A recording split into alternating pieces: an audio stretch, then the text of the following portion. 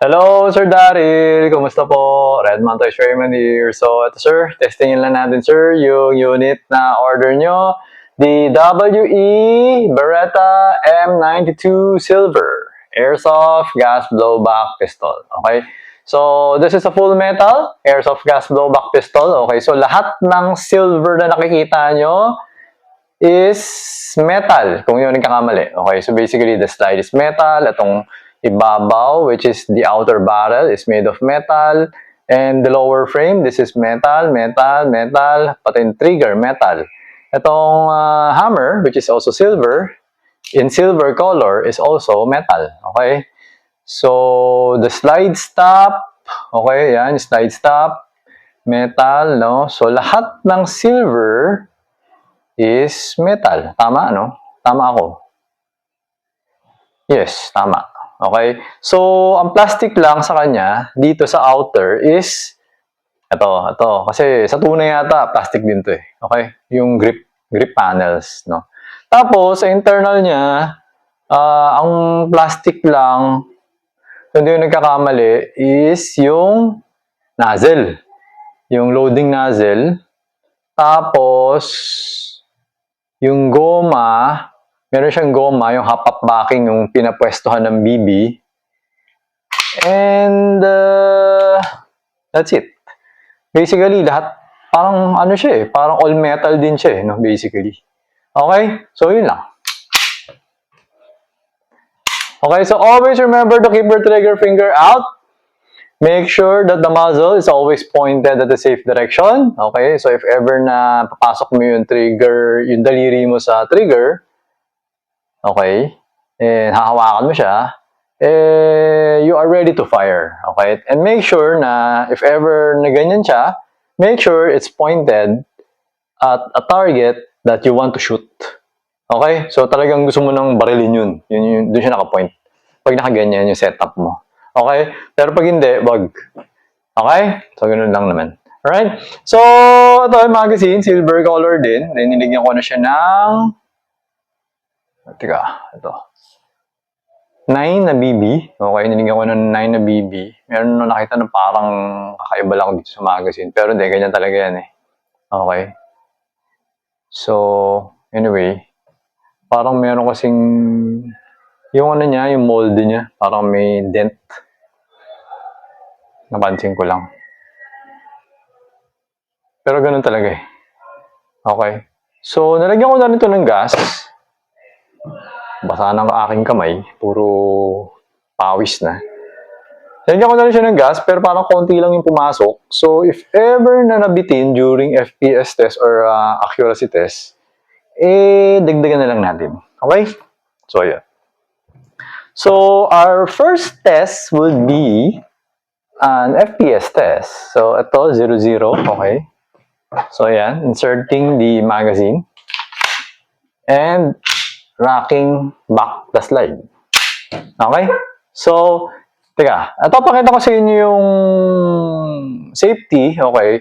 Actually, huwag nyo na gamitin tong safety, no? Kasi medyo nonsense na siya. Kasi itong design ng Beretta na kasi medyo luma na to eh. So, huwag nyo gamitin to kasi pag sa panahon ngayon, hindi na efficient yan. Matigas na, gumagana naman siya pero matigas nga lang yan. Okay, so matigas nga lang siya. At saka syempre, alam mo yun, pagka ginamit mo siya sa tunay na panahon, baka, kunyari, meron kang tunay na Beretta, di ba? Tapos dinigay mo sa safety.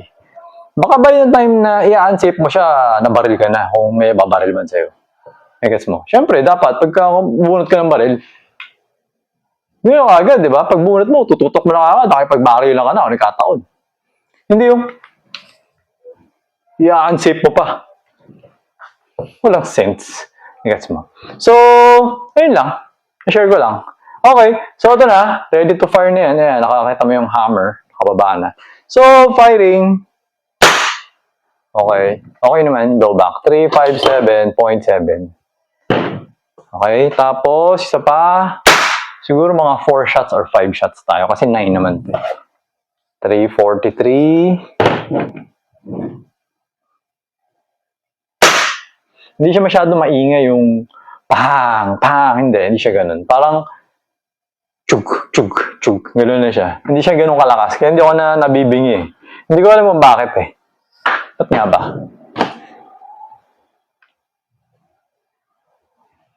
Sa design? Hindi ko alam eh. Hindi ko alam bakit eh. Basta hindi siya ganun kaingay eh. Pero malakas naman yung FPS niya, no? So, siguro mas efficient siya sa gas. Oo, kasi yung tunog kasi galing yung sa gas eh. So, sa tingin ko baka mas efficient siya sa gas yung design niya. Okay? Hindi siya ganun ka nakakabingi. Tulad ng mga T-Rex, mga ganyan. High kappa, nakakabingi. So, 339.6. Ayan, 5 shots, no? So, 339.4. Okay? So, yan. Okay na tayo sa FPS test and blowback test. Okay naman. Hindi pa naman humihina yung power niya. So, hindi ko na muna lalagyan ng gas. Kaya ako na lang muna yan. Okay?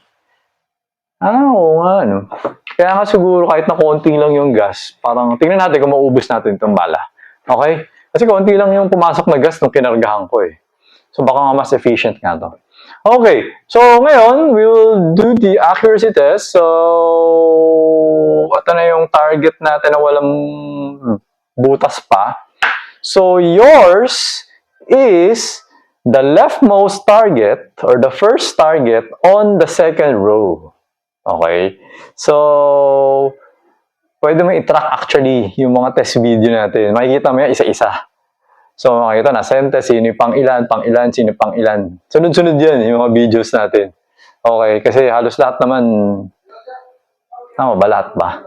Parang lahat naman yata ng test video ko, ina-upload ko eh.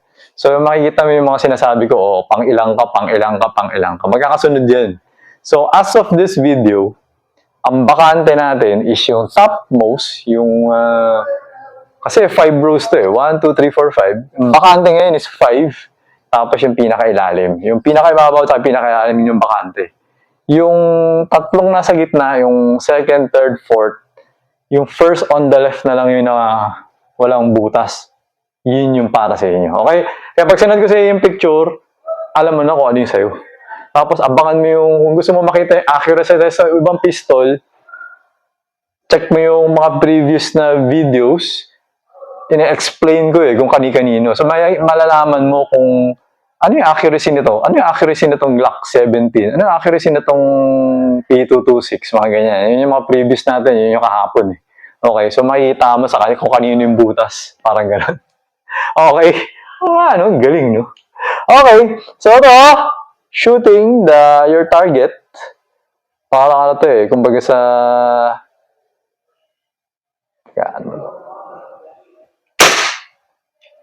Kamali ata ako nakalabit. Okay, so anyway, sa loob pa rin naman siya, pero nasa baba siya. Okay, so yung bilog, kumbaga parang 530. Di ba, alam mo yung 530, yung shorthand, na doon sa may pwesto ng 530. Tama ba? Oo, almost. Kasi hindi kasi siya nasa 6 o'clock eh. Hindi rin siya nasa 5 o'clock. So, nasa gitna siya eh, no? Tapos medyo nasa baba siya. So, pag sinad kasi yung picture, may nakita kang target doon sa sinasabi kong part, yun yung first hit. Okay? So, ito yung second hit. Okay. So, yung second hit natin, napunta ng 4 o'clock. 4 o'clock yata ito eh, o 3:30. Parang gano'n. So, dalawa nasa gilid. Okay? So, nasabi ko na ba na 2.3 meters distance from the target and the target size is 2 inches. Okay? So, yun. Okay. So, nasa loob pa rin naman tayong target. Pero, paano ba to? Parang lumaki yung butas ng 530. Kasi parang tinamaan yung ibabaw ng 530. Parang just right above the 530. Kaya lumaki yung butas ng 530. Yung 330 na doon pa rin. Okay. So ngayon, ito, kung di mo nagkakamali, isa na lang yung bala natin. So check natin, removing the magazine. Wala ng bala, di ba? Pero kasi nag-push siya ng isang bala doon sa chamber, kaya hindi pa siya nag-open slide. Ganun siya. Nag-open slide kasi to pag wala na siyang mapupush. Pag wala na siyang mapush dun sa chamber, eh, na-push niya yung isa. Kaya hindi pa siya nag-open slide. Okay?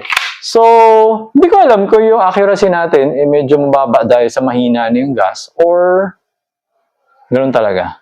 Okay, so parang kailangan, kumbaga yung zero niya, medyo mababa yung zero niya. Ano? So, pwede natin testingin. Okay.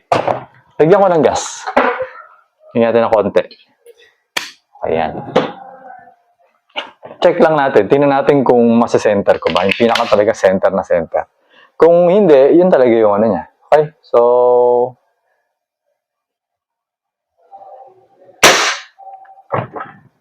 hindi. Yun talaga yung accuracy niya medyo low. Siguro kailangan medyo adjust yung hop or para tumaas or something. Hindi ko sure. Kasi kailangan rin kasi talaga nakasisilipin mo rin dito yun eh.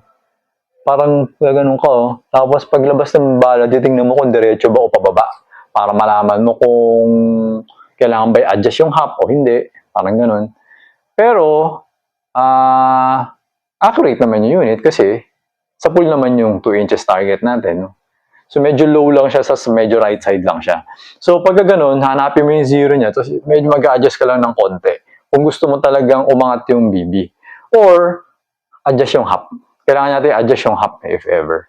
Okay? Kasi, 0.20 lang yung ginamit ko. Ito kasi, itong Beretta kasi ng M92, pwede to ng 0.28 or 0.3. Parang for some reason, yung design ng hop-up niya parang medyo makapit. So, pwede siya kahit na 0.3.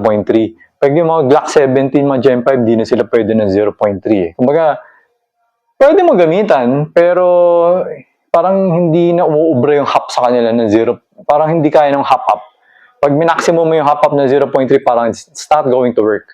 Pero pag dito, parang pag nilagyan mo siya ng 0.3, parang kaya niya paliparin ng malayo-malayo yung 0.3 kasi gumagana yung hop-up niya. Parang ganun siya. Okay, so yun yung isang advantage sa design ng WE na Beretta, yung hop. Okay, so magkakaiba rin kasi sila ng hop-up chamber eh. Kaya ganun. Okay? So, ayun, ngayon, nag-open na yung slide. So, removing the magazine. So, wala nang bala. Kasi wala na siya na-push eh. Kaya nag-open na yung slide. Hope na gets mo yung concept. Okay? So, basically kasi ganun din sa tunay na barrel. Okay? So, ngayon, nag-open na yung slide. Pwede mo ito i-push down. Pwede naman. Pwede nga ba? Oh, pwede. Pero, hindi ako sure kung may mapupudpud eh. Kasi, ko eh, hindi ako masyadong gumagamit ng Beretta eh. Glock user ako eh. Glock yung usually na alam ko eh. Pero, kung hindi naman kailangan, hilain mo na lang. Okay. So, para at least sigurado tayo. Pero kung gusto mo talaga, pwede, kalasin mo, investigate mo, check mo, ano ba mapupudpud dito kapag pine-press down ko yung slide catch? Meron ba? Pag wala naman mauupod, edi press down na lang yung slide catch. Nasa inyo naman yan eh. Okay? Pero ako syempre, I need to take care of the unit. Kasi syempre, una-una, sa inyo to eh, hindi naman sa akin na to eh. Okay? Kaya kailangan ko siya alagaan. Alright? Kaya hinihila ko siya ng gano'n. Hindi ko siya pinapress dyan. Okay? Hindi tayo, ano ba tayo doon? Barubal. Okay? So, ayan. So, ngayon, nakaganyan na, hammer down para maging safe na yung piston mo. Okay? So, yun. Para hindi siya puputok. Actually, hindi nga ba? Actually, double action to, pero hindi siya nag-work yung double action niya eh. Puputok ba to pag pinasok yung magazine? Huwag mo kakadabitin na lang siguro. Okay? At least, kasi matigas na to eh. Hindi na siya katulad pag single action na malambot, di ba? Pagka single action, yan, malambot eh. Malambot yung trigger. Okay, parang maiksi yung hihilain mo. Eh pag ganito kasi malayo eh, ano. Malayo yung drive. Diba? Ayan. Alright? So, ayun, pagkatapos mo na siya, ano bang in-order mo? Kompleto eh, no? Gas, BB, lube, loader. Okay. So, yun lang. Yun lang yung gagawin mo sa kanya. Okay? Afterwards. Tapos, meron pa ba? Wala naman. Wala naman na umasabi na dito. Tapos, hihigpitan ko na lang din siguro tong screw kasi actually merong screw dito, ito, maliit. Hihigpitan ko siya, pero pag matagal mo siya ginagamit, pag medyo matagal mo siya pinuputok-putok, medyo i-check mo rin kung yung tornilyo dito sa may likod, yan, umangat, no? Kasi mamaya mawala yan eh. Minsan kasi dati, nung nag-start pa lang ako nag-ibenta, hindi ko pa napapansin yan. Tapos, yan, no, medyo naiikot ko pa eh. Tapos, anong nangyayari? Meron ibang mga customer na mawawala ng screw. Okay, tsaka ko na lang nalaman, natatanggal pala yan. Kumbaga katagalan, lumuluwag pala. Kaya ang ginagawa ko, hinihigpitan ko na siya para kahit papaano, yan. Para kahit papaano, mas matagal na siyang lumuwag. Okay? So, ayun, Sir Jarrell. Thank you for your order. We'll be packing this para madala ko na siya sa courier tomorrow para ma-deliver na sa inyo. Okay? So, ayun sir, thank you for your order. Until next transaction po, always remember to stay safe, stay great, be good, and be thankful always. God bless po sir. Bye-bye.